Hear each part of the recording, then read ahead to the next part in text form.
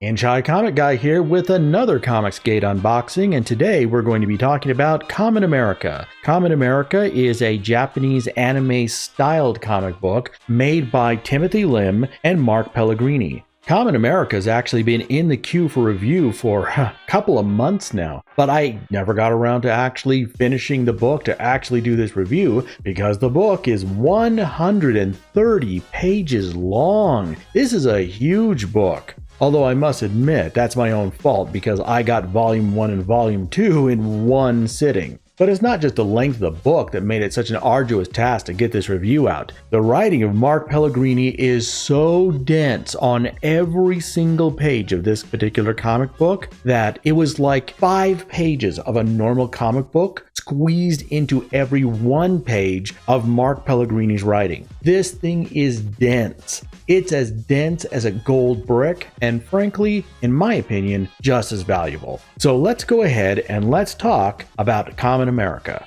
As this is a digital copy, we're not going to be reviewing packaging and instead jumping straight into the cover. The cover was done by Ali Borgabello. Now, I'm not sure if I pronounced that name right, so if I didn't, I already apologized. This cover is really good looking. It is a wonderful blend of anime and digital painting, and I must admit, if I had seen this book out on the shelf of my local comic book store, I definitely would have picked it up and taken a look inside. Oh sure, it's a glory shot, and glory shots are really a dime a dozen, but I must admit, this is beautiful looking artwork, and just on the quality of the artwork alone, this is something that definitely would have caught my eye. And it certainly outstrips a lot of the covers that we see on other Comics Gate books, which is why I'm going to give Ali Borgabello's cover a 4 out of 5 stars. This brings us to the artwork done by Timothy Lim, and when I say the artwork done by Timothy Lim, I mean it, because Timothy Lim is responsible for all the penciling, all the inks, and by all indications, he's responsible for the colors as well, and he might have done the letters. I'm not sure about the lettering because the lettering isn't credited in the book. But certainly, Timothy Lim's penciling, inking, and coloring is definitely worth noting here. The artwork is definitely a Western interpretation of Japanese anime and manga, and it's a delight to read.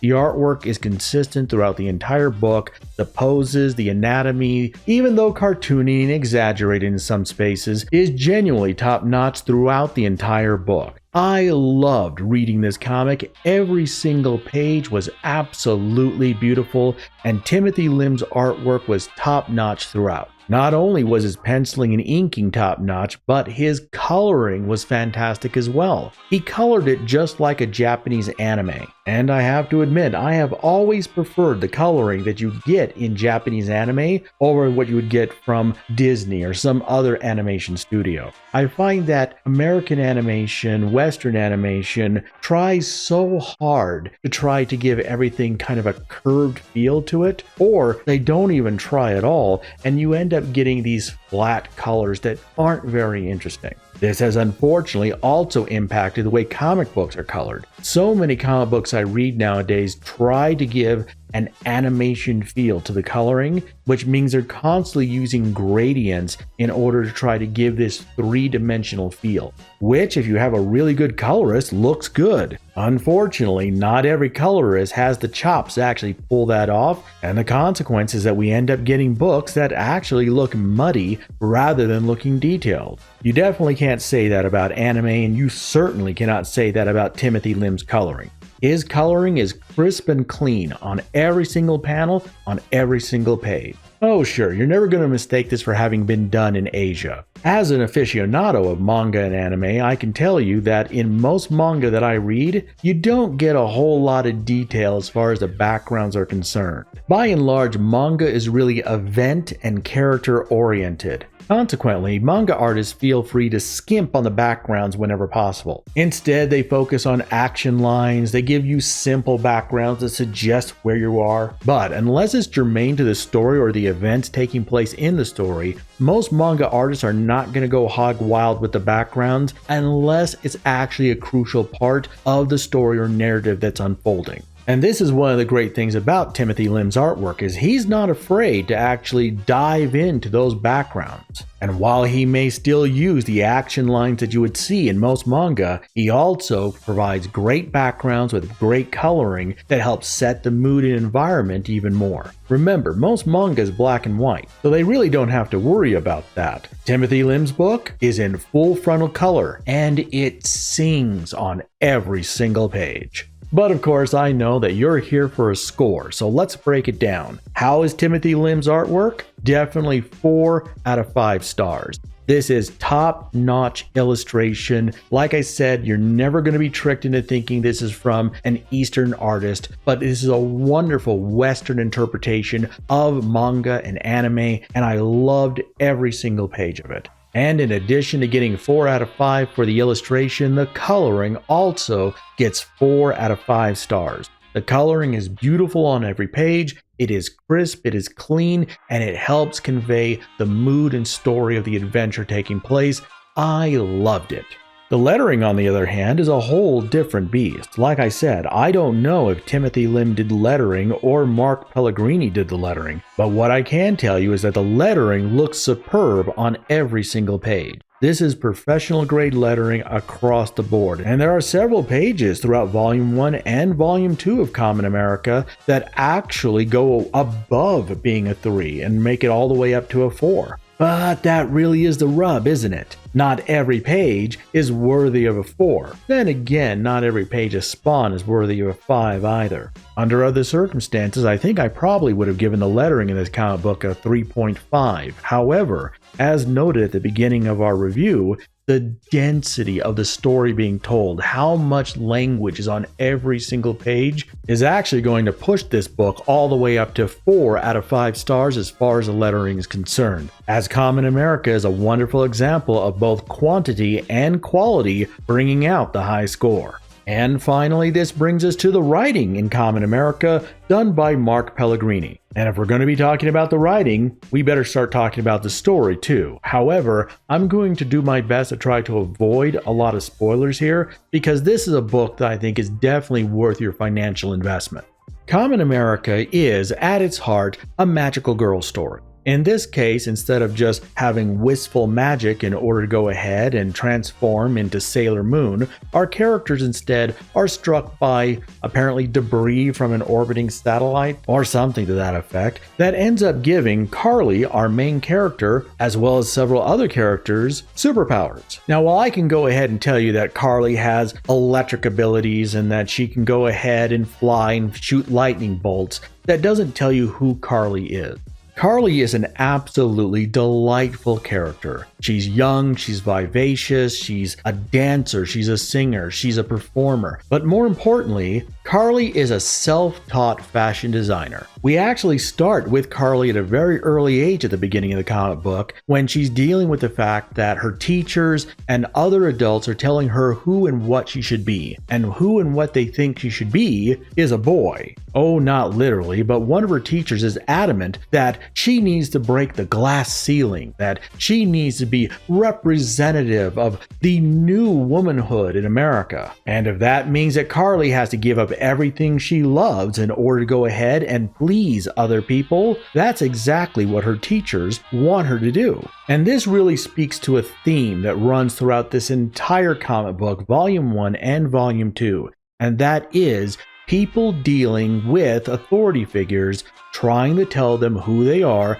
and how to live their lives. And while these authority figures waggle their finger at our protagonist, Carly and her friends say, no, we're going to be our own persons. We're going to do our own thing, and we're going to like ourselves for who we are, and we are not going to bend to the crowd. We are not going to be what others want us to be in order to be liked or to feel a sense of accomplishment as a person. And from the moment Carly gets her powers, that's exactly what she's coping with. The government wants her to go to work for them. Her agent from the talent agency that she works for wants to brand her as a superhero and pit her against monsters. And they actually end up giving her this ridiculous name, Warhen, right from the beginning because they think that chicken is popular. And Carly, still dealing with the self-doubt that was instilled into her by authority figures when she was growing up, who demanded that she be something that she didn't want to be, has to learn how to fight back, to stand on her own 2 feet,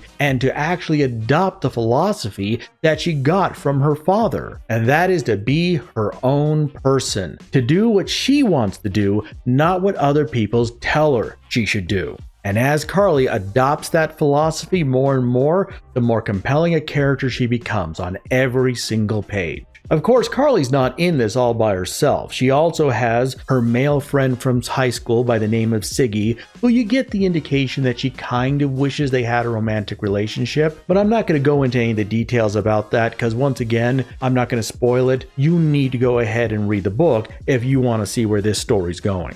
Of course, one of the things that I like most about Carly was the fact that she didn't just get into fights. She wasn't just beating people up. Oh yeah, she fought monsters, but that wasn't her whole life. And that certainly didn't come into play when she was making new enemies and making new friends. And I think one of the interactions that defined Carly's personality best was her interaction with another character by the name of Misha. Misha is a Russian girl who also got struck by this asteroid fragment thingamabob, resulting in her getting powers too, although her powers are fire-based instead of being lightning-based.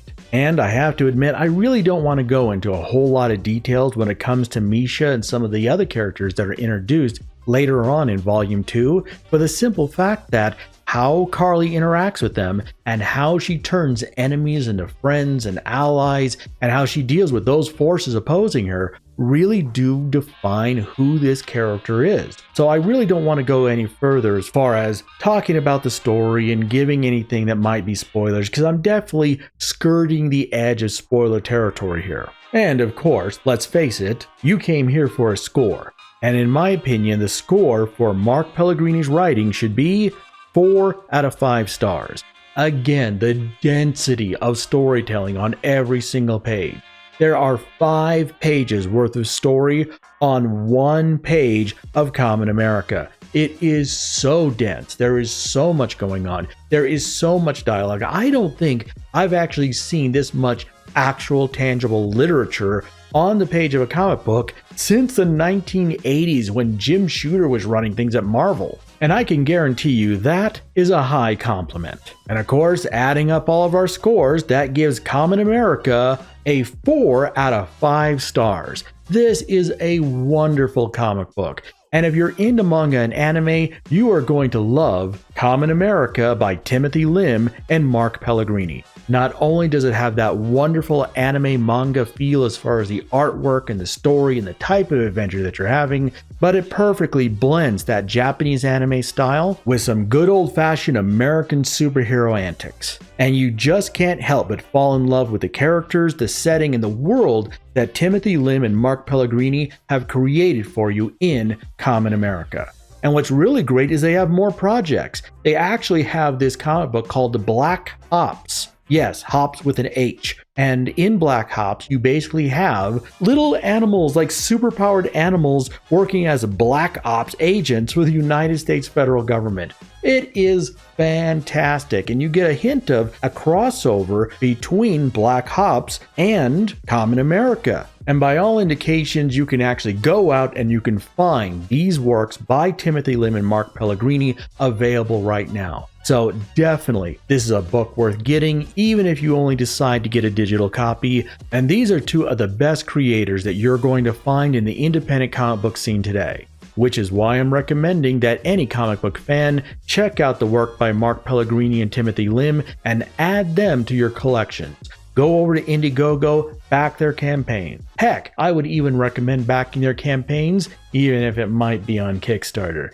Their work is just that good, and they deserve your support. And speaking of support, I'd like to thank every single one of you for watching this video. I'd like to encourage you all to go ahead, thumb up the video, like and subscribe, and don't forget to follow me on other social media platforms. You can find me on Twitter, you can find me on Minds. I mean, heck, you can even find me on Gab, and I hate Gab. But one place you will not find me, and that's Parler, because Parler just likes censoring people too much nowadays for my liking. And with that said, this is your good friend, Inch High Comic Guy, wishing all of you have a fantastic day.